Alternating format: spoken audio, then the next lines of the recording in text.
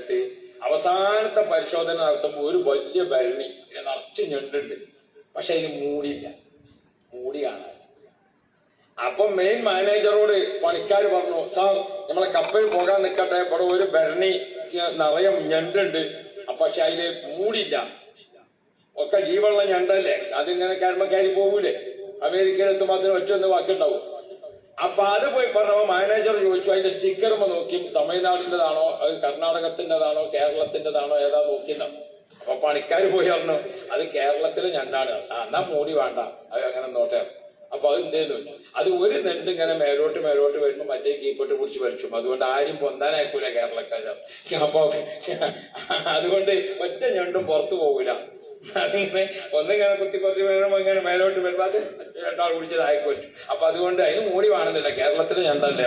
അതാണ് നമുക്കുള്ള ഒരു സ്വഭാവം. പഠിച്ചോ നമ്മളെ നന്നാക്കി തരട്ടെ.